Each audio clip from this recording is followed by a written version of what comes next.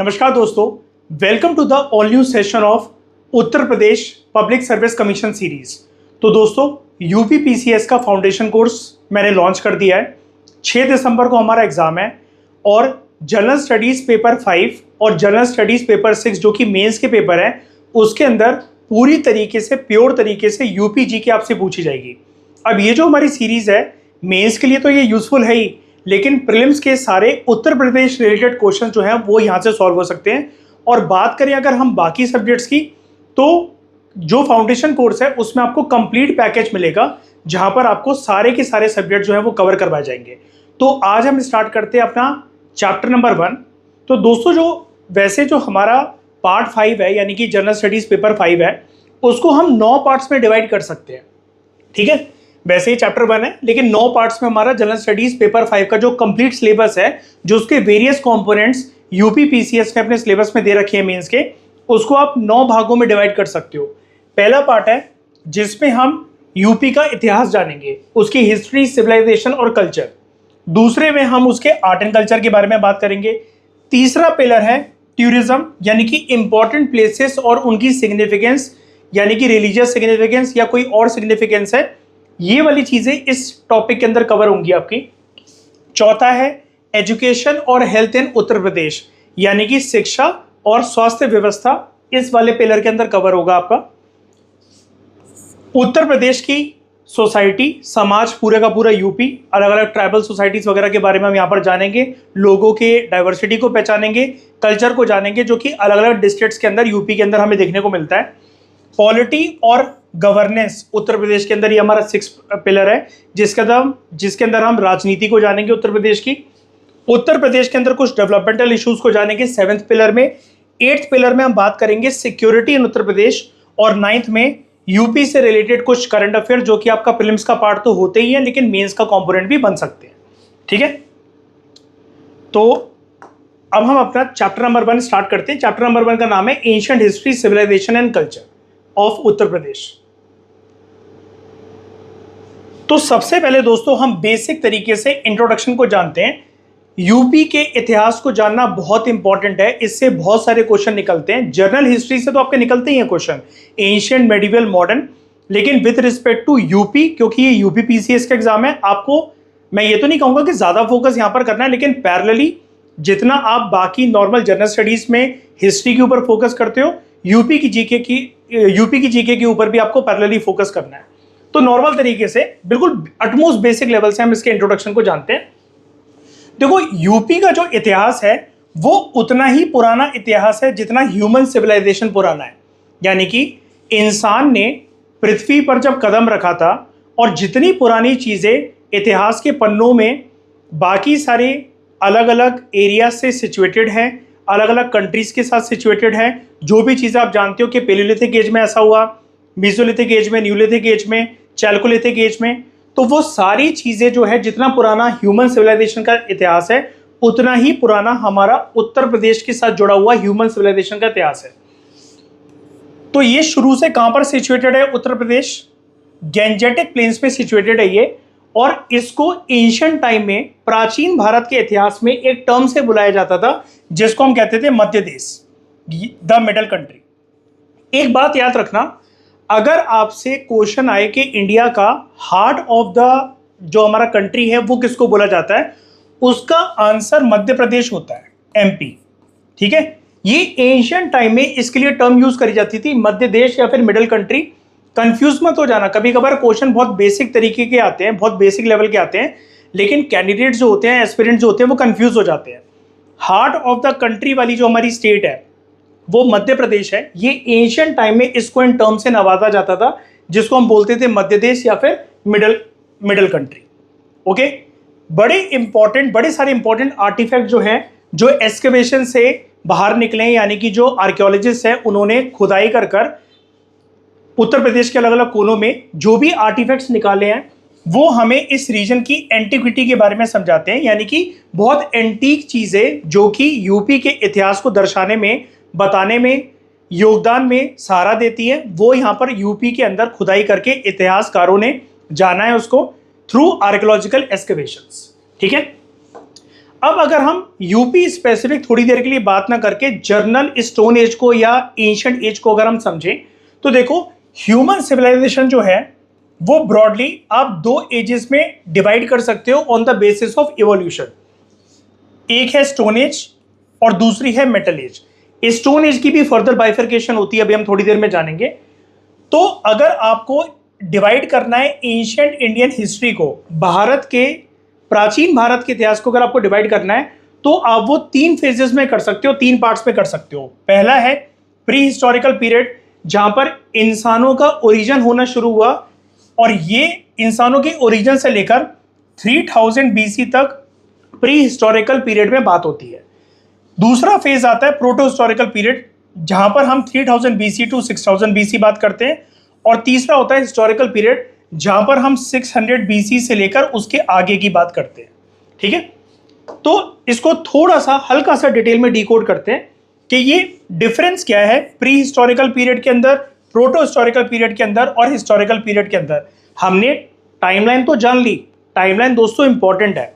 अगर ये किसी और स्टेट पब्लिक सर्विस कमीशन का एग्जाम होता या यूपीएससी का जनरल एग्जाम होता, तो मैं आपसे कह सकता था कि डेट्स के ऊपर, टाइमलाइन के ऊपर, फैक्ट्स के ऊपर ज़्यादा अपना फोकस मत करो।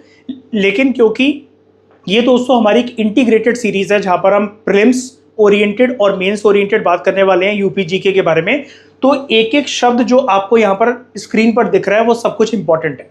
ठीक है, अब देखो यहाँ पर तीनों में ना हिस्टोरिकल हिस्टोरिकल हिस्टोरिकल वर्ड आ रहा है, लेकिन यहाँ पर तो नॉर्मल हिस्टोरिकल लिखा हुआ है वर्ड, इसके आगे लिखा हुआ है प्री, इसके आगे लिखा हुआ है प्रोटो, और कुछ टाइमलाइन गिवन है। तो क्या डिफरेंस होता है इन तीनों में, फटाफट से इसको जानते हैं। अगर हम बात करें प्रोटो हिस्टोरिकल पीरियड की, जैसा कि हमने बात करा, ये टाइम पीरियड कब से लेकर कब तक है, ओरिजिन ऑफ ह्यूमन से लेकर 3000 बीसी तक। तो प्री हिस्टोरिकल पीरियड जनरली जो है वो स्टोन एज को कहा जाता है, जहां पर आप तीन प्रकार की स्टोन एजेस के बारे में बात करते हो, पेलियोलिथिक एज, मीजोलिथिक एज और न्यूलिथिक एज। तो स्टोन एज का जो टाइम पीरियड है वो है pre historical period. Proto historical period का टाइम फ्रेम है 3000 बीसी, यानी कि जब ये यहां पर खत्म हुआ 3000 बीसी प्री हिस्टोरिकल पीरियड, उसके बाद से शुरुआत होती है प्रोटो हिस्टोरिकल पीरियड की 3000 बीसी टू 600 बीसी। तो प्रोटो हिस्टोरिकल पीरियड के अंदर आप दो एजेस के बारे में बात करते हो, एक जिसमें सिविलाइजेशन शामिल है, एक जिसमें एक बहुत इंपॉर्टेंट एज शामिल है जो जिसकी रिलीजियस सिग्निफिकेंस बहुत ज्यादा है।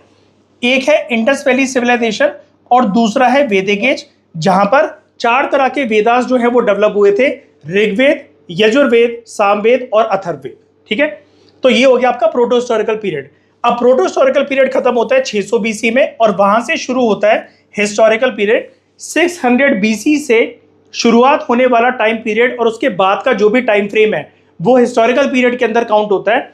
हिस्टोरिकल पीरियड अगर कोई आपसे पूछे ये कब से स्टार्ट होता है, अगर ये प्रीलिम्स के अंदर क्वेश्चन आ जाए, तो जब मौर्यन एम्पायर की शुरुआत होती है, जब आप इतिहास में जानते हो ना, हम आगे पढ़ेंगे भी इसके बारे में, चंद्रगुप्त मौर्य, अशोका, उनका जो खानदान पूरा का पूरा भारत के अंदर अपनी जड़ें जमाना जब शुरू करता है, चंद्रगुप्त मौर्य से शुरुआत हुई थी इस चीज की, तो उस टाइम पीरियड को हम लोग बोलते हैं हिस्टोरिकल पीरियड, और ये शुरू होता है 600 बीसी और उसके बाद तक चलता है। ठीक है, आई होप आपको यहां तक क्लैरिटी अच्छी तरीके से मिल गई होगी। उसके बाद अभी हमने बात करी ना स्टोन एज की। स्टोन एज तीन एजेस में डिवाइडेड होते हैं, एक पेलियोलिथिक एज, दूसरा मीजोलिथिक एज और तीसरा न्यूलिथिक एज। तो सबसे पहले, क्योंकि हम यूपी स्पेसिफिक बात कर रहे हैं, उत्तर प्रदेश के अंदर दोस्तों हम सबसे पहले जानते हैं पेलियोलिथिक एज को। तो ह्यूमन सिविलाइजेशन की पूरी शुरुआत होती है स्टोन एज में। स्टोन एज इसको क्यों कहा जाता है?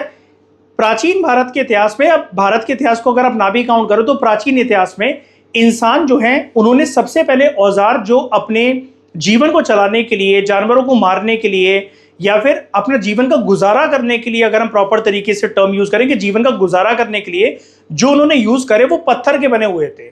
शुरू में मेटल इन्वेंट नहीं हुआ था, इंसानों ने मेटल नहीं ढूंढा था।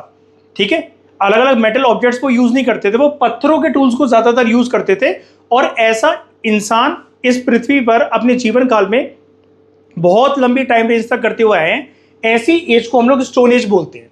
तो अगर हम प्री हिस्ट्री को डिवाइड करें तीन एजेस के अंदर, तो वो तीन एज क्या है? पेलियोलिथिक एज जिसका टाइम फ्रेम है 5 लाख टू 10,000 बीसी, दूसरा मीजोलिथिक एज जिसका टाइम फ्रेम है 10,000 टू 6,000 बीसी, और तीसरा न्यूलिथिक एज जहां पर खेती-बाड़ी की शुरुआत होना भी शुरू हो जाती है 6000 टू 1000 BC। वहीं पर अगर आप पेलियोलिथिक एज को डिवाइड करो तो इसके 3 कंपोनेंट्स निकल कर आते हैं। एक है लोअर पेलियोलिथिक, एक है मिडल पेलियोलिथिक और तीसरा है अपर पेलियोलिथिक। लोअर पेलियोलिथिक का जो टाइम फ्रेम है it is from 5 lakh to 50,000 BC। Middle paleolithic age का टाइम फ्रेम है 50,000 टू 40,000 BC और अपर पेलियोलिथिक का टाइम फ्रेम है 40,000 टू 10,000 BC। अब ये थोड़ा सा ऊपर नीचे वेरी करता है, अगर आप अलग अलग किताबें पढ़ोगे तो 10-20 हजार साल का फर्क जो है सब में थोड़ा थोड़ा आ जाता है, नंबर थोड़े थोड़े चेंज हो जाते हैं, लेकिन ये एक ब्रॉडर क्लासिफिकेशन है जो कि इंपॉर्टेंट है। अगर मेंस में क्वेश्चन आता है तो आपको इसको कोड करना पड़ेगा, आप लिख सकते हो। और उसके आगे अगर आपको लगता है कि अलग अलग किताबें अलग अलग थोड़ा सा टाइम रेंज को चेंज कर रही है तो कुछ नहीं करो, आप उसके आगे अप्रॉक्स लगा दो, अप्रॉक्सीमेटली, ठीक है। तो ये जो टाइम पीरियड है ये 3 एजेस के अंदर डिवाइडेड है, पेलियोलिथिक, मीसोलिथिक, नियोलिथिक। इसको हम और नाम से जानते हैं, और नामों से बुलाया जाता है इसको। पेलियोलिथिक को कहा जाता है ओल्ड स्टोन एज, मीसोलिथिक को कहा जाता है मिडिल स्टोन एज और नियोलिथिक को कहा जाता है न्यू स्टोन एज। और यहां पर एग्रीकल्चर की भी शुरुआत हो गई थी, खेती बाड़ी की भी शुरुआत हो चुकी थी। तो यहां पर हम थोड़ा सा जो उत्तर प्रदेश का जो पेलियोलिथिक एज का इतिहास है उसको जानते हैं। कुछ इंपॉर्टेंट फैक्ट्स है यहां पर। जो ह्यूमन बींग्स थे पेलियोलिथिक एज के अंदर वो जनरली सैवेज थे, ठीक है। जनरली क्या, टोटली सैवेज थे बाय नेचर। यानी कि जैसे हम कहते हैं ना कि कोई पर्सन बहुत सख्त होता है, उसको ज्यादा किसी से मतलब नहीं है, ठीक है। तो वो बेसिकली आइसोलेशन में रहते थे, अलग रहते थे, गुफाओं में रहना, हंट करना एनिमल्स को, जो भी खाना वगैरह उनको मिल रहा है, जो भी पेड़ पौधे उग रहे हैं उसकी प्राप्ति कर लेना, खुद से कुछ नहीं उगाते थे, ठीक है। और जानवरों का पशुपालन भी इस टाइम पर उन्होंने शुरू नहीं करा था। तो नेचर में सैवेज थे, आइसोलेशन में रहते थे, ठीक है। जनरली वो नदियों के किनारे रहते थे इंसान, या फिर गुफाओं में रहते थे।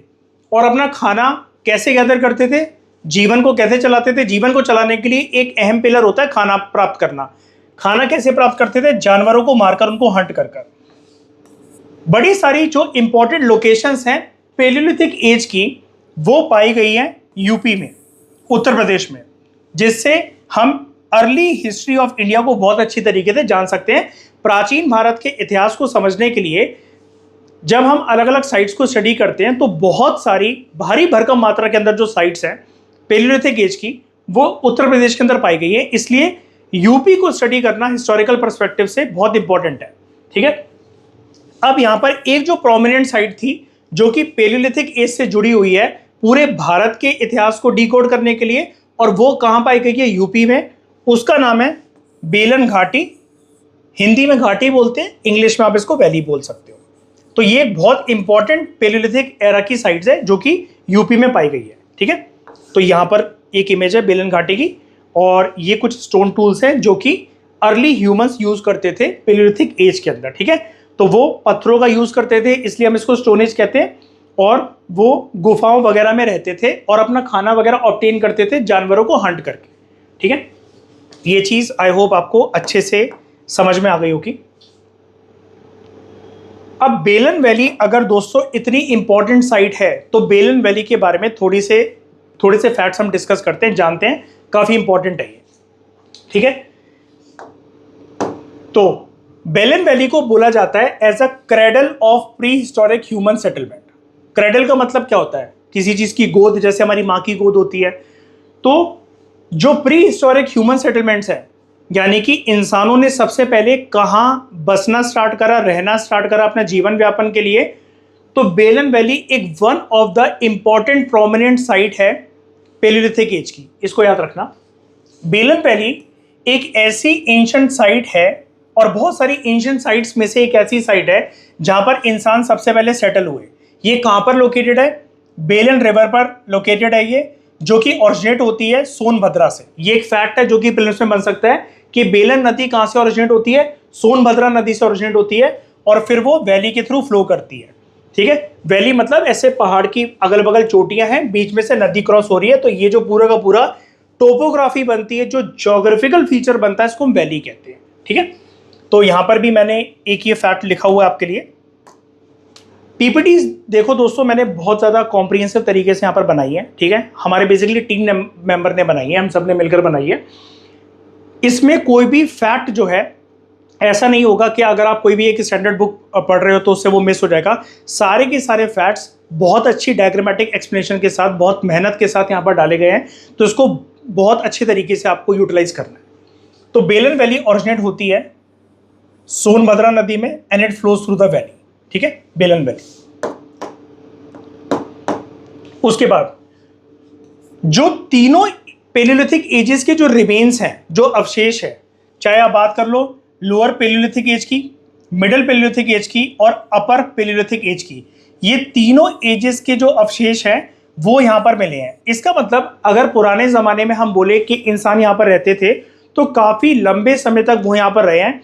काफ़ी लंबा इतिहास मानव सभ्यता का इस रीजन से जुड़ा हुआ है, क्योंकि ये टाइम फ्रेम बहुत लंबा है। लोअर पेलियोलिथिक एज भी यहाँ पर कवर है, मिडिल पेलियोलिथिक एज भी यहाँ पर कवर है और अपर पेलियोलिथिक एज भी यहाँ पर कवर है। इन तीनों एजेस से जुड़े हुए अवशेष जो है वो आपको बेलन वैली साइट्स पर देखने को, बेलन वैली की साइट पर देखने को मिलते हैं।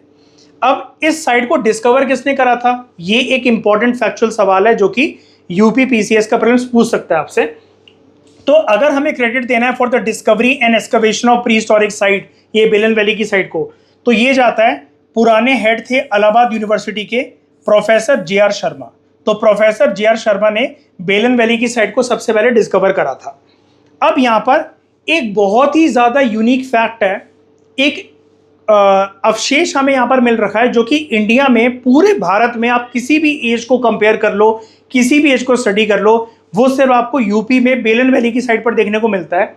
और वो क्या है, एक एस्थेटिक आइकन आपको यहाँ पर मिला है मदर गॉडेस का, ये रहा।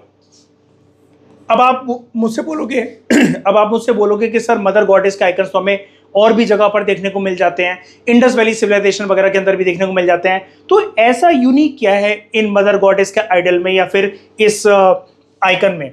तो ये दोस्तों बेसिकली बोन से बना हुआ है और ये कहाँ पाया गया है, बेलन वैली की एक स्पेसिफिक साइट है, इसका नाम आपको याद होना चाहिए, लोहादा नल्ला। लोहादा नल्ला, ठीक है, यहां पर भी मैंने लिखा हुआ है, लोहादा नल्ला के पास मदर गॉडेस का आइकन मिला है। ये हड्डियों से बना हुआ है, बोन से बना हुआ है। अब सोचो जरा, इतने पुराने टाइम फ्रेम में इंसानों ने इतना अच्छा मदर गॉडेस का आइडल यहां पर बनाया, ठीक है। और यहां पर देखो कितना इंपॉर्टेंट फैक्ट लिखा हुआ है, नो सिमिलर स्टैचू और icon has been found elsewhere in India. इसके अलावा इस प्रकार का बोन से बना हुआ मदर गॉडेस का आइकन, स्टैचू वगैरह भारत में किसी भी टाइम फ्रेम में, किसी भी टाइम रेंज में, आप किसी भी सिविलाइजेशन वगैरह को, हरप्पन सिविलाइजेशन वगैरह को स्टडी कर लो, ये आपको भारत में हड्डियों से बना हुआ मदर गॉडेस का आइकन, स्टैचू कहीं और देखने को नहीं मिलता है, ठीक है। तो जो डवेलर्स थे इस रीजन के अंदर, ठीक है, वो इनिशियली वेपन्स का इस्तेमाल करते थे और कुछ औजारों का इस्तेमाल करते थे जो कि बने होते थे क्वार्ट्जाइट रॉक से, ठीक है। ये होते हैं क्वार्ट्जाइट इम्प्लीमेंट्स, टूल्स जो ये यूज करते थे इनिशियली। इस रीजन में रहने वाले लोगों की बात हो रही है, ठीक है। और ये इनका यूज किस लिए होता था, फॉर हंटिंग पर्पस। लेकिन जैसे जैसे वक्त बीता और भी स्टोन्स की डिस्कवरी इन्होंने करी और भी नए टूल्स इन्होंने बनाना सीखे इंसानों ने, तो फ्लेक टूल्स जो हैं, जो कि शाइनी जैस्पर से बने हुए थे और चर्ट की जो रॉक्स थी वो भी इन्होंने यूज करना शुरू करे। ये देखो फ्लेक टूल्स हैं, जैस्पर और चर्ट। शुरू में यूज करते थे क्वार्ट्जाइट के बने हुए औजार, बाद में इन्होंने जैस्पर और चर्ट के औजार भी यूज करे। यहां पर दोस्तों एक वर्ड दे रखा है फ्लेक टूल्स। फ्लेक टूल्स क्या होता है, बहुत सिंपल होता है बनाना। एक पत्थर लो आप, जो कि कुदरती रूप से आपको नदी वगैरह के किनारे मिल रहा है, और उसके साथ ही दूसरा पत्थर लो, उसको अलग अलग जगह से तोड़ो, ठीक है। तो यहाँ पर आप देख सकते हो जैसे इसके ऊपर ये मार्क्स आ रखे हैं, तो ये अलग अलग एजेस से शार्प हो जाएगा। जब ये शार्प हो जाएगा तो कोई भी जानवर वगैरह आ रहा है तो उसका आप सर पे दे मारो उसको, या फिर उसको घायल कर दो, उसको फेंक कर मार दो, तो वो घायल हो जाएगा और इस तरीके से हंटिंग की एक एक्टिविटी जो है वो एक इनिशिएट हो जाएगी, ठीक है। तो जो रिमेन्स है पेलियोलिथिक एज के बेलन वैली के अलावा, ठीक है, वो पाए गए हैं इन सिंगरौली वैली, ठीक है। कहाँ पर है ये, सोनभद्रा के पास, नदी के पास, और एक है चाकिया रीजन वाराणसी में, ठीक है, बनारस में। तो यहाँ पर हमें ये पूरा का पूरा इतिहास देखने को मिलता है बेलन वैली का, ठीक है। तो एक क्वार्ट्जाइट इम्प्लीमेंट्स मैंने आपको दिखा दिए, फ्लेक टूल्स, ये है सिंगरौली वैली, नदी है यहाँ पर सोनभद्रा, और ये है चाकिया रीजन, कहाँ पर है? बनारस में, वाराणसी में। ये मदर गॉडेस का एक स्टैचू है, हड्डियों से बना हुआ है। कहाँ पाया गया है? लोहादा नल्ला में। इंडिया में सिर्फ यही वो अवशेष है जो कि यहाँ पर पाया गया है। इसके अलावा इतना बेहतरीन अवशेष पूरे पूरे भारत में आपको कहीं देखने को नहीं मिलता है। और यहाँ पर तीनों एजेस के, चाहे आप तीनों एजेस मतलब पेलियोलिथिक एज के फर्दर क्लासिफिकेशन की मैं बात कर रहा हूँ, lower paleolithic age, middle paleolithic age और अपर पेलियोलिथिक एज के अवशेष आपको यहाँ पर देखने को मिलते हैं। यानी कि ह्यूमन सेटलमेंट की टाइम रेंज यहाँ पर काफी ज्यादा लंबी थी बेलन वैली के अंदर। आगे बढ़ते हैं, अब बात करते हैं मिडिल पेलियोलिथिक एज की यूपी के अंदर। यहां पर भी कुछ बेहतरीन अवशेष और फैक्ट्स इसके साथ जुड़े हुए हैं जिसको हमें जानना चाहिए। तो यहां पर कुछ प्रोमिनेंट जो साइट्स हैं जो कि मिडिल पेलियोलिथिक एज के साथ जुड़ी हुई हैं। दोस्तों ध्यान देना, हम ऐसी वैसी स्टोन एज की बात नहीं कर रहे हैं, स्पेसिफिक होकर हम बात कर रहे हैं कि यहां पर हम मिडिल पेलियोलिथिक एज के बारे में बात कर रहे हैं। तो मिडिल पेलियोलिथिक एज के साथ जो साइट्स जुड़ी हुई है यूपी की, वो है सराय नहर राय, एक है महादहा, ये प्रेजेंट डे में आपको प्रतापगढ़ डिस्ट्रिक्ट में देखने को मिलती है, तीसरी है दमदमा और चौथी है चौपानी मांडू। ठीक है, अब बड़े सारे जो फैक्ट्स हैं खुदाई करने के बाद इस रीजन के साथ, इन सारी साइट्स के साथ, इन सारे रीजन्स के साथ हमारे सामने आए, उनका खुलासा हुआ और क्रेडिट जाता है अगेन इसके लिए प्रोफेसर जी.आर. शर्मा को।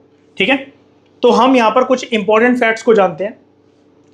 एविडेंस जो हमें मिले हैं फ्रॉम द साइट्स ऑफ सराय नहर राय और महादहा, यहां पर हमें एविडेंस ये मिले कि लोग यहां पर प्रॉपर तरीके से सेटलमेंट करके रहते थे और उन्होंने अपने लिए झोपड़ियां भी बनाई हुई थी, हट्स में वो रहते थे। हट ड्वेलिंग का मतलब होता है हट के बने हुए घरों में वो बेसिकली रहते थे। सराय नहर राय की साइड के बारे में अगर हम बात करें तो यहां पर हमें टेम्पररी ड्वेलिंग्स देखने को मिलती है कि इंसान कुछ टाइम के लिए यहां पर रहे। फ्लोर्स देखने को मिलते हैं हचमेंट्स के, ब्यूरल ग्राउंड जहां पर मुर्दों को बेसिकली गाड़ा जाता है, और पिट हर्थ। पिट हर्थ का मतलब होता है बेसिकली जैसे आप एक हवन कुंड की तरह एक गड्ढा खोद देते हो ना, बेसिकली उसके अंदर कुछ दफनाने के लिए। अब जरूरी नहीं कि आप उसके अंदर डेड बॉडी दफनाओ, एक गड्ढा खोद दिया आपने, उसको हम पिट हर्थ कहते हैं। वो यहाँ पर हमें सराय नहर राय की साइड के अंदर मिले हैं। इसके अलावा हमें कुछ डेड बॉडीज यहाँ पर मिली हैं जो एक्सकवेट करी गई है। अब डेड बॉडीज एक बड़ी यूनिक डायरेक्शन में लेटी हुई हैं यहाँ पर, ठीक है, सराय नहर राय में, कि जो उनका सर है, जैसे ये हमारी डायरेक्शंस होती है नॉर्थ, ईस्ट, वेस्ट और साउथ, तो जो सर है वो वेस्ट की तरफ पॉइंटेड करके लेटा हुआ है, यानी कि यहाँ पर सर है, और जो पैर हैं वो ईस्ट की तरफ है। ठीक है, जो पैर हैं वो ईस्ट की तरफ है, तो ये तो डायरेक्शन होती है ईस्ट और वेस्ट, ऐसे लेटे हुए हैं। यानी कि अगर ये वेस्ट हिस्सा है, ये ईस्ट हिस्सा है, तो सर इस तरफ है, पैर इस तरफ है। ठीक है, उसके बाद महादहा जो साइट है, यहां पर हमें कुछ ग्रेव्स मिले हैं कपल के। ठीक है, यहां पर आप देख सकते हो कपल के, देखो ये ग्रेव्स है, अलोंग विद ऑर्नामेंट्स जो कि एरो हेड से बने हुए हैं। जैसे बाण होता है ना, हम उसको चलाते हैं, तो एरो हेड से बने हुए कुछ ऑर्नामेंट्स हैं, कुछ ऑर्नामेंट्स हैं जो कि एरो हेड के बने हुए हैं, वो भी हमें यहाँ पर इन कपल्स के ग्रेवयार्ड्स में हमें देखने को मिलते हैं। ठीक है, छोटे छोटे इंप्लीमेंट्स जो कि स्टोन से बने हुए हैं वो दोनों जगह पर पाए गए। कौन सी दोनों जगह की यहाँ पर बात हो रही है? सराय नहर राय की भी और महादहा की भी। ठीक है, सराय नहर राय में हमें क्लियर एविडेंस देखने को मिलता है कि या तो यहाँ पर कभी युद्ध हुआ था या एक्सटर्नल अटैक हुआ था बाय ह्यूमंस। जैसे इंडस वैली सिविलाइजेशन में आप जानते होंगे कि इंडस वैली सिविलाइजेशन जब खत्म हुआ तो वहां पर एक डेड लेन वैली नाम की एक जगह है जहां पर हमें कुछ औरतों के, बच्चों के कुछ डेड बॉडीज मिली है जिनकी बॉडीज पे मार के, जैसे कुल्हाड़ी वगैरह से, किसी शार्प ऑब्जेक्ट से किसी ने उनके सर पे या बॉडी पे वार कराओ, तो हम क्या कहते हैं उसको कि आर्यन इन्वेजन हुई थी वहां पर, इसलिए हड़प्पन जो इंडस वैली सिविलाइजेशन के जो लोग थे वो वहां से खिसक के कहीं और चले गए, है ना। सिमिलरली यहाँ पर हमें कुछ ऐसे शार्प ऑब्जेक्ट्स वगैरह देखने को मिलते हैं, या तो इनके बीच में आपस में युद्ध हो गया होगा, हिस्टोरियंस इस चीज के ऊपर कंफ्यूज हैं, लेकिन वो ये मानते हैं या तो यहाँ पर वॉर हुआ होगा या बाहर से किसी लोगों ने, आने वाले लोगों ने यहाँ पर इन्वेजन करी होगी, एक्सटर्नल अटैक हुआ होगा। ठीक है, उसके बाद और क्या देखने को मिलता है हमें? यहाँ पर हाफ बर्न बोन्स मिलती हैं एनिमल्स की, आधी जली हुई हड्डियां एनिमल्स की डिस्कवर करी गई है फ्रॉम ओवन। जैसे एक तरीके, अब ये ओवन आपका मॉडर्न ओवन नहीं है, मॉडर्न माइक्रोवेव नहीं है। फॉर एग्जांपल जैसे मान लो गड्ढा खोद के लकड़ी वगैरह जलाई हुई और जानवरों को हम पका रहे हैं, तो आधे जले हुए हड्डियां जानवरों की हमें मिली ओवन से, जो कि रिवील करता है यहाँ के लोगों की फूड हैबिट्स को, कि वो कुक्ड मीट खाना पसंद करते थे, पका हुआ मांस खाना पसंद करते थे। ठीक है, फिर अगर हम बात करें दमदमा साइड की, यहां पर टोटल 41 ब्यूरल प्लेसेस पाई गई हैं और कुछ पिट ओवंस पाए गए हैं, गड्ढे पाए गए हैं दमदमा में। अब इन 41 ब्यूरल प्लेसेस में से 5 जो ब्यूरल प्लेसेस हैं वो कपल्स की हैं, जहां पर कपल्स लेटे हुए हैं, एक दो लोग हैं, वो बेसिकली उनको साथ में हमने गाड़ा हुआ है। और एक प्लेस जो है वहां पर 3 ह्यूमन कॉर्प्सेस जो हैं वो एक साथ गाड़ी गई हैं। जैसे मतलब मान लो पहली बॉडी, दूसरी बॉडी और तीसरी बॉडी। इंटर्नमेंट का मतलब बेसिकली यही है, गड्ढे को बेसिकली बोला जा रहा है, यहां पर जैसे गड्ढा है, ठीक है। और छोटे इंप्लीमेंट जो पत्थरों के बने हुए हैं एलॉन्ग विद कुछ ऑर्नामेंट्स जो हड्डियों के बने हुए हैं वो इस साइड पर पाए गए। अब ये चीजें बेसिकली इन डेड बॉडीज के साथ क्यों गाड़ी जाती थी? क्योंकि ये बिलीव करते थे इन लाइफ आफ्टर डेथ, कि मरने के बाद अगला जन्म जब ये इंसान लेंगे तो इनके साथ ये वाली चीजें होनी चाहिए, या आप हिस्ट्री में पढ़ते रहते होगे। तो लाइफ आफ्टर डेथ में ये बिलीव करते थे, इसलिए ये डेड बॉडीज के साथ चीजें गाड़ी जाती थी। फिर एक साइड है दोस्तों यहाँ पर चौपानी मांडो। यहाँ पर छोटे इंप्लीमेंट्स हमें मिले हैं स्टोन के अलॉन्ग विद ऑर्नामेंट्स बोन्स के, जैसा कि हमें दमदमा में देखने को मिला, सराई नहर राय में देखने को मिला, महादा में देखने को मिला। तो चौपानी मांडो के अंदर भी ये है कि डेड बॉडीज को जब गाड़ा जाता था उनके साथ कुछ जो ऑर्नामेंट्स हैं वो भी गाड़े जाते थे। महादा जो है यहाँ पर हमें छोटे इंप्लीमेंट्स मिले हैं स्टोन के, ठीक है। और सराई नहर राय के अंदर मैक्सिमम नंबर ऑफ स्केलेटन्स हमें देखने को मिले, यहाँ पर कितने? 17 डेड बॉडीज स्केलेटन्स यहाँ पर हमें देखने को मिलती हैं, ठीक है। और वो आसपास उनके पत्थर बिछा रखे हैं, ये देखो ये सारे पत्थर हैं। इन्हीं पत्थरों बिछाने की प्रक्रिया को इंग्लिश में यहाँ पर कहा जा रहा है एंटोम्बमेंट। जैसे किसी का मकबरा होता है ना, टॉम मतलब होता है मकबरा, वैसे मकबरे की टाइप इनको प्रॉपर तरीके से गाड़ा गया, ठीक है। और ये जो साइड है जहां पर ये चीजें हमें देखने को मिलती हैं उसको हम कहते हैं लेखाखिया, ठीक है। ये कहां पर है? इलाहाबाद के पास है, लेखाहिया, ठीक है, इलाहाबाद के पास है ये। यहां पर हमें 17 स्केलेटन्स देखने को मिलते हैं, okay. Professor J are Sharma की एक फोटो लगी हुई है, ठीक है, जो कि एक्सकवेशंस को कंडक्ट कर रहे हैं। तो इंसान स्टोन टूल्स का बहुत ज़्यादा उपयोग यहाँ पर करते थे। स्टोन उनके इंप्लीमेंट्स हैं, ये कुछ हड्डियों के बने हुए ऑर्नामेंट्स हैं जो कि इंसानों के साथ गाड़े जाते थे जब उनकी डेथ हो जाती थी, ठीक है। नदियों वगैरह के वो पास रहते थे सेटलमेंट्स में, और ऐसे तीलियों वगैरह से बेसिकली चीज़ों का इस्तेमाल करके जो पेड़ की ब्रांचेज होती हैं, कुछ सूखी पत्तियाँ हो गई, कुछ दाल हो गई, उससे ऐसे अपने हट्स बनाकर यहाँ पर रहते थे।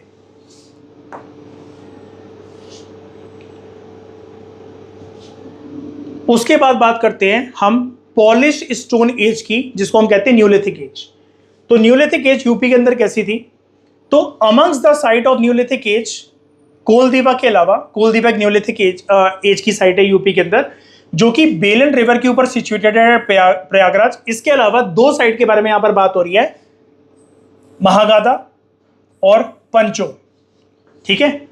इसके अलावा चौथी साइट के बारे में यहां पर बात हो रही है लहुरा देव। ये कहां पर है? इन द डिस्ट्रिक्ट ऑफ संत कबीर नगर। ये सारी प्रोमिनेंट साइट्स हैं जो कि उत्तर प्रदेश के अंदर न्यूलिथिक एज के साथ सिचुएटेड है। आई रिपीट माई वर्ड्स, ये सारी इंपॉर्टेंट साइट्स हैं जो कि उत्तर प्रदेश के अंदर न्यूलिथिक एज के साथ सिचुएटेड है। कोलदीवा, महागादा, पंचो और लहुरा देव, ठीक है। लहुरा देव है संत कबीर नगर डिस्ट्रिक्ट के अंदर। तो कोलदीवा प्रयागराज में ऑन द बैंक्स ऑफ बेलन रिवर, महागादा, पंचो। दोस्तों मैंने यहां पर ना संत कबीर डिस्ट्रिक्ट लिखा हुआ है, यहां पर भी संत कबीर डिस्ट्रिक्ट लिखा हुआ है।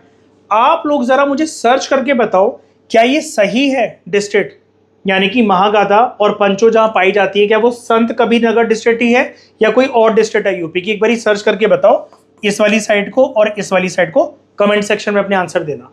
लहुरा देव ये संत कबीर नगर डिस्ट्रिक्ट के अंदर है, ये वाली साइड सही है, ये वाली भी सही है, ठीक है। अब जो साइंस हैं, हाँ इसके बारे में आने से पहले ये वाला फैक्ट पढ़ लेते हैं जरा। मोस्ट एंशिएंट एविडेंसेस जो एग्रीकल्चर के हैं अनबेकेड ब्रिक्स के हैं, यानी कि ईट पाई गई है जिसको मैं पका नहीं रखा है, और जो ड्वेलिंग्स जहां पर इंसान रहते थे जो कि बने हुए थे स्ट्रॉ और हे से। अभी मैंने आपको प्रीवियस स्लाइड के अंदर दिखाया ना, ये लोग अपनी हट्स वगैरह बनाकर रखते थे, हट्स बनाते थे तीलियों से, सूखे पत्तों से, ठीक है, उसको स्ट्रॉ और हे कहा जाता है। तो ये हमें कुछ साइट से देखने को मिले हैं न्यूलिथिक एज के अंदर, और प्रोमिनेंट साइट्स मैंने आपको नाम बताई दिए सारे, कोलदीवा, महागादा, पंचो और लहुरा देव। ठीक है, अब यहां पर एग्रीकल्चर के बारे में कुछ बात करते हैं, क्योंकि ये न्यूलिथिक एज जो है it is situated with the development of agriculture, और इसको हम लोग पॉलिश्ड स्टोन टूल्स की एज के नाम से भी जानते हैं। पॉलिश्ड स्टोन टूल्स की एज भी होती है ये न्यूलिथिक एज। ओके, तो देखो जो साइंस है ग्रेन कल्टीवेशन के, कि यहां पर इंसान खेती बाड़ी करते थे, ग्रेन्स को उगाते थे और हार्वेस्टिंग करते थे, फसलों को मतलब फसल को उगाना और उसकी कटाई करना। इसके एविडेंसेस हमें 7000 से 6000 बीसी में देखने को मिलते हैं। कहां कहां पर? कोलदीवा में। और लहुरा देव जो है उसको अब हिस्टोरियंस ऐसा मानते हैं कि this is the most ancient site of agriculture पूरे इंडियन सबकॉन्टिनेंट में। लहुरा देव जब एक एक्सेप्टेड साइट नहीं थी एग्रीकल्चर की हमारे इंडियन सबकॉन्टिनेंट में, इससे पहले किसको माना जाता था? तो जो क्लेम है for the most ancient evidence for agriculture Indian subcontinent में, सबसे पुरानी जहां पर खेती बाड़ी होती थी जिस साइट पर, पहले हिस्टोरियंस मानते थे कि वो जो साइट है वो है मेहरगढ़। और मेहरगढ़ कहां पर है? बलूचिस्तान प्रोविंस के अंदर in the present day Pakistan. लेकिन अब लेटेस्ट फाइंडिंग्स ये कहती हैं, this is very important fact from the point of view of prelims, ठीक है, और मेंस में भी आप इसको कहीं ना कहीं कोट कर आ सकते हो, कि अब जो है लहुरा देव को माना गया है as the most ancient agriculture site of Indian subcontinent. पहले ये वाला टाइटल किसके पास था? पहले ये वाला टाइटल था मेहरगढ़ के पास, ठीक है। तो एविडेंस जो है कल्टीवेशन का फूड ग्रेन्स का 9000 से 8000 बीसी के अंदर हमें यहां पर देखने को मिलता है लहुरा देव के अंदर। और यहां पर मेहरगढ़ जो है उसके अंदर फीड और कॉटन कल्टीवेशन के एविडेंसेस हमें देखने को मिलते हैं 7000 बीसी में। तो 9000 बीसी 8000 बीसी का टाइम रेंज जो है वो 1000 साल और आगे है एज कंपेयर टू मेहरगढ़ का जो टाइम रेंज है 7000 बीसी, ठीक है। अब ये जो साइट्स हैं यूपी की, ये सिर्फ यहाँ पर एक जनरल लाइन लिखी हुई है कि this serve as a source of pride for the state, लेकिन ये प्राइसलेस हेरिटेज भी है, एंशिएंट एग्रीकल्चर ट्रेडिशन अगर हमें भारत का समझना है। ऐसा क्यों बोला गया यहाँ पर?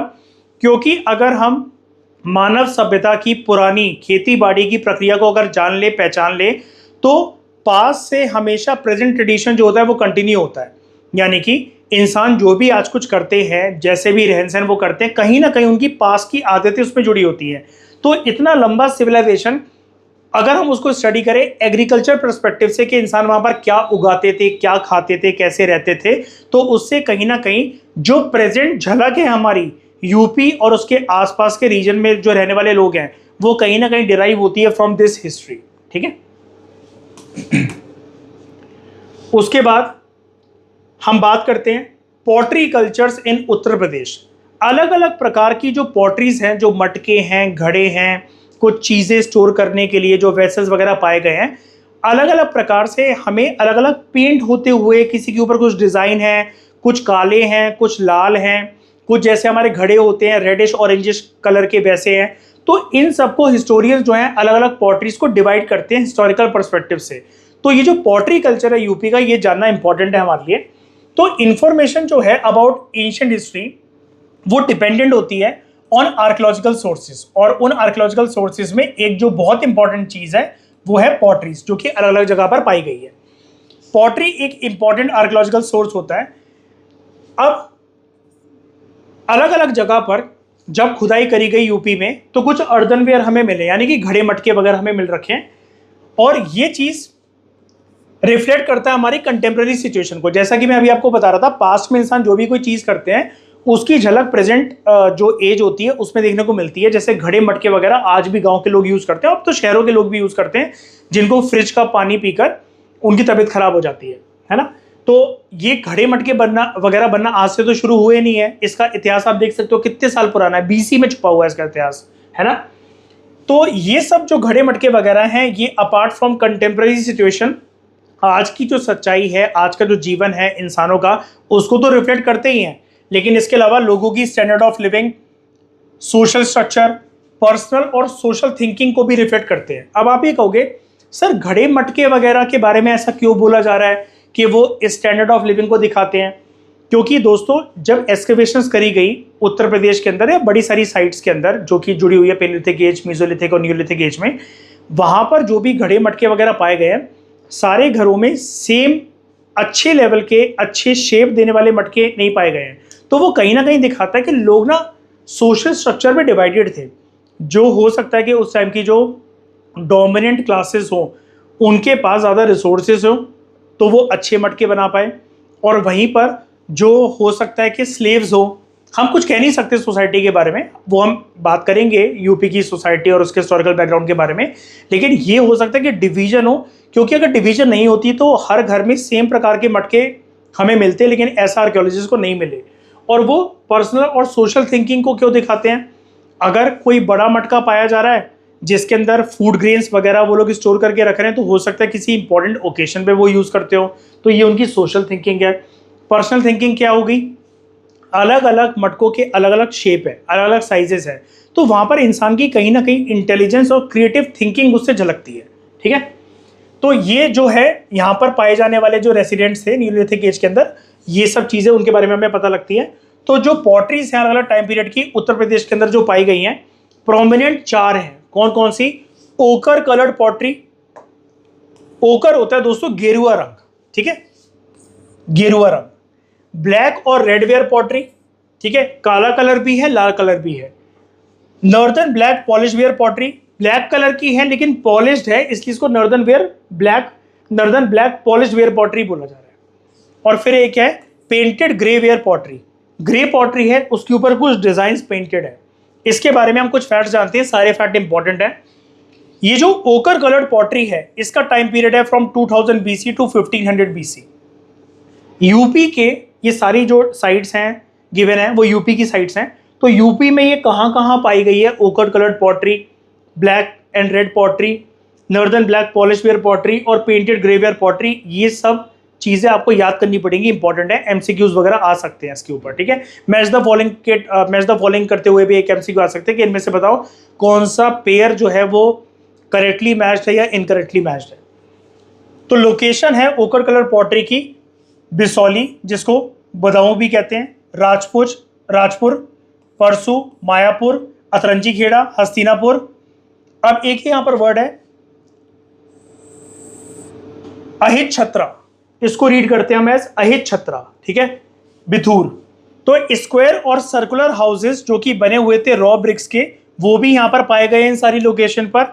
इस टाइम पीरियड के अंदर हाउसेस जो थे वो रीड से बने हुए थे, सूखी सूखी जो पत्तियां डालियां वगैरह होती है उनसे, और उसके ऊपर मड की कोटिंग होती थी। तो ये जो है बेसिकली ये जो कल्चर का पूरा ये जो पूरा का पूरा कल्चर कोलैप्स हुआ, जहां पर इंसान ने ओकर कलर्ड पॉटरी बनाना छोड़ दी इन लोकेशन में, उसके पीछे रीजन दिया जाता है कि यहां पर बाढ़ आ गई थी। ऐसा स्टोरियंस का कहना है कि यहां पर बाढ़ आ गई थी, इस वजह से ये ओकर्ड कलर्ड पॉटरी का जो पूरा का पूरा ट्रेडिशन है वो हमें डिक्लाइन होता हुआ दिखता है। ठीक है, दूसरी बात करते हैं हम लोग black and red ware pottery की। ये टाइम पीरियड है बिलोंग करता है टू हड़प्पन एज। ठीक है, इसकी लोकेशन कौन कौन सी साइट के साथ जुड़ी हुई है? एक है अतरंजी खेड़ा, दूसरी है अहित छत्रा, तीसरी हस्तिनापुर और चौथी अलामगीरपुर। और भी हैं लेकिन एक लिमिट भी होती है ना कि आपको एक लिमिट तक ही जाना पड़ेगा, आप सिर्फ हिस्ट्री थोड़ी ना पढ़ते रह जाओगे। मोस्ट इंपॉर्टेंट यहां पर मैंने लिखी हुई है कंसिडरिंग प्रीवियस 10 ईयर्स यूपीपीसीएस के पेपर्स। तो ये जो कल्चर है black and red ware pottery का, it is characterised by black and red colour pottery. या तो रेड कलर का, वैसे तो होता यही है, ब्लैक कलर का बेस होगा तो रेड कलर उसके ऊपर चढ़ना मुश्किल है, तो पहले रेड कलर का बेस बना लिया जाता है, उसके ऊपर ब्लैक कलर की पेंटिंग करी जाती है। ठीक है, फाइन फिनिशिंग होती है इसकी और अच्छी क्वालिटी की पॉटरी ये मानी जाती है। फिर है हमारी पेंटेड ग्रे वेयर पॉटरी। ये टाइम पीरियड है वैदिक एज से जुड़ा हुआ। ठीक है, लोकेशन है इसकी अहित छत्रा, अलामगीरपुर, हस्तिनापुर, अतरंजी खेड़ा, जखेरा और Mathura. Painted grey ware pottery associated है with fine thin and well burnish pottery. Well burnish का मतलब होता है अच्छे से पकाई गई पॉटरी। वो ना आर्कियोलॉजिस्ट को जब इन्होंने निकाला था खुदाई करके, तो इनको कैसे पता कि बहुत अच्छे से पकाई गई थी? उसकी क्वालिटी जो है उसको टच करके, उसको ठोक कर इनको ये पता लगता है कि हाँ बहुत अच्छे से पकाई गई है पॉटरी। इसका ग्रे बेस होता है और ब्लैक कलर से इसके ऊपर डिजाइन जो है वो पेंट करे जाते हैं। जैसे कि आप देख सकते हो यहाँ पर कुछ पैटर्न बने हुए हैं, स्क्वायर शेप बनी हुई है, ठीक है, कुछ ट्रायंगल्स रेक्टेंगल्स वगैरह बने हुए हैं। फिर है हमारा northern black polish ware culture. ये टाइम पीरियड एसोसिएटेड है with later Vedic age to modern age. From 500 BC to 100 BC। इसकी लोकेशन है अहिछत्रा, हस्तिनापुर, अतरंजी खेड़ा, कौशाम्बी, श्रावस्ती। तो जैसा कि आप देख पा रहे होगे, ये अहिछत्रा बेसिकली हर एक जगह पर है एंड अतरंजी खेड़ा भी ऑलमोस्ट हर एक जगह पर है। ठीक है, ये जो पॉटरी है ये भी बहुत अच्छे से पकाई गई पॉटरी थी। ब्लैक कलर की कोटिंग होती है इसके ऊपर, लेकिन ये black and red ware pottery से अलग कैसे है, पूरा ब्लैक कलर जो है वो शाइनी सरफेस का होता है। और ये वाला पॉटरी कल्चर एसोसिएटेड है विद अर्बनाइजेशन, यानी कि शहरी विकास यहाँ पर हो चुका था और इकोनॉमिक डेवलपमेंट यहाँ पर जो है वो भी बहुत अच्छी थी। तो पॉटरी की सिग्निफिकेंस क्या होती है, 3 इंपॉर्टेंट सिग्निफिकेंस है पॉटरी की। मेंस के अंदर अगर आपको क्वेश्चन आ जाए तो ये वाला कंटेंट आपके लिए वैल्यू एडिशन के तौर पर सर्व करेगा।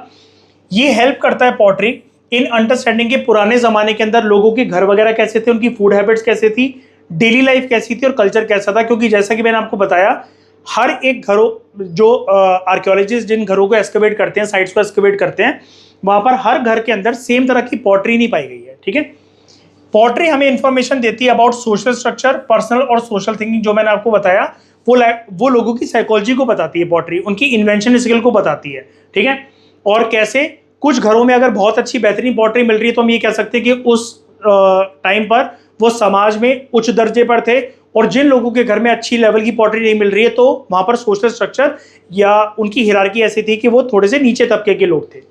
पॉटरी बेसिकली हेल्प करती है उसके जो रिमेन्स है। अच्छा, पॉटरी रिमेन्स को ना एक वर्ड से बुलाया जाता है, उसको हम शर्ड्स कहते हैं, पॉटरी के टुकड़े इस तरीके के। ठीक है, अब प्रॉपर मटका आपको हर जगह पर थोड़ी ना मिलेगा, इतने सारे सालों में मिट्टी वगैरह जो पानी है वो उसकी वजह से दफन हो गया, उसके ऊपर इंटेंस प्रेशर आया तो उसके कभी कभार टुकड़े मिलते हैं हमें। तो जो पॉटरी के रिमेन्स है जिसको हम शर्ड्स ऑफ पॉटरी कहते हैं, ये हमें हेल्प करते हैं understanding the trade contacts and environmental conditions. ठीक है, फिर यहां पर एक लाइन लिखी हुई है, पॉटरी एक साइलेंट सोर्स है लेकिन बहुत ही ज्यादा स्ट्रॉन्ग सोर्स है। साइलेंट तो है लेकिन स्ट्रॉन्ग सोर्स है, जो कि बेसिकली हमें एंशिएंट यूपी की अर्दन लैंग्वेज को बताता है। अर्दन लैंग्वेज मतलब लोग मिट्टी का उपयोग कर कर क्या क्या बनाते थे, और वहां पर हमें लोगों की personal thinking, social structure, trade, economic development, इन सब का हिंट डायरेक्टली इनडायरेक्टली कहीं ना कहीं, वैसे तो इनडायरेक्टली ज्यादातर, वो हमें देखने को मिलता है with the help of pottery. ठीक है, और भी आगे बात करेंगे और समझेंगे बहुत अच्छे से हम यूपी के इतिहास को, और पूरे के पूरे कोर्स को हम खत्म करेंगे इस यूपी पीसीएस के फाउंडेशन कोर्स के अंदर। इस डिस्कशन में दोस्तों फिलहाल इतना ही। Thank you very much for discussion.